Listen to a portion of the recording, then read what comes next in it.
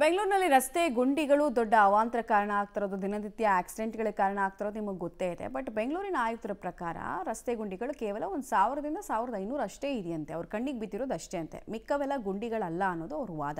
ಹಾಗೆ ಈ ಫ್ಲೈಓವರ್ ಮೇಲಿಂದ ನೀರು ಬಿದ್ದರೆ ಅದರಿಂದ ಕೆಳಗಡೆ ಗುಂಡಿ ಆಗ್ತಾ ಇದೆ ಹೊರತು ನಮ್ಮ ಕಾಮಗಾರಿಗಳಲ್ಲೇನೋ ತಪ್ಪಿಲ್ಲ ಅನ್ನೋ ರೀತಿಯಲ್ಲಿ ಜಾರಿಕೊಳ್ಳುವಂತಹ ಹೇಳಿಕೆಗಳನ್ನು ಕೊಟ್ಟು ನಗೆ ಪಾಟ್ಲಿಕ್ಕೆ ಕಾರಣ ಆಗಿದ್ದಾರೆ.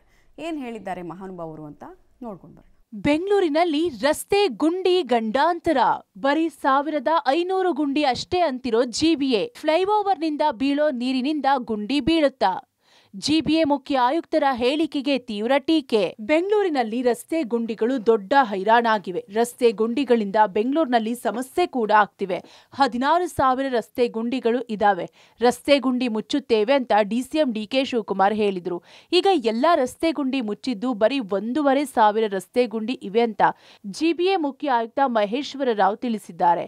ಬರೀ 1,500 ಅಷ್ಟೇ ಗುಂಡಿ ಇವೆಯಾ ಅಂತ ಪ್ರಶ್ನೆ ಕೂಡ ಮೂಡ್ತಿವೆ.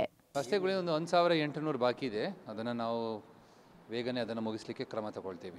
ರಸ್ತೆಗಳಿಗೆ ಒಂದು 1,800 ಬಾಕಿ ಇದೆ. ಅದನ್ನು ನಾವು ಬೇಗನೆ ಅದನ್ನು ಮುಗಿಸ್ಲಿಕ್ಕೆ ಕ್ರಮ ತಗೊಳ್ತೀವಿ. ಇನ್ನು ಮಳೆ ಬಂದಾಗ ಹೆಚ್ಚು ಎಫೆಕ್ಟ್ ಆಗ್ತಾ ಇರೋದು ಫ್ಲೈಓವರ್ ಕೆಳಗಡೆ ಇರುವ ರಸ್ತೆಗಳು ಅಂತಿದ್ದಾರೆ ಜಿಬಿಎ ಮುಖ್ಯ ಆಯುಕ್ತರು.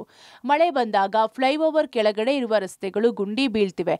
ಅದನ್ನ ಗಮನದಲ್ಲಿಟ್ಕೊಂಡು ಗುಂಡಿ ಮುಚ್ಚುತ್ತೇವೆ ಅಂತಿದ್ದಾರೆ. ಸ್ವಲ್ಪ ಜಾಗದಲ್ಲಿ ಬೀಳ್ತಾ ಇದೆ, ಸ್ವಲ್ಪ ಜಾಗದಲ್ಲಿ ಬೀಳ್ತಾ ಇಲ್ಲ.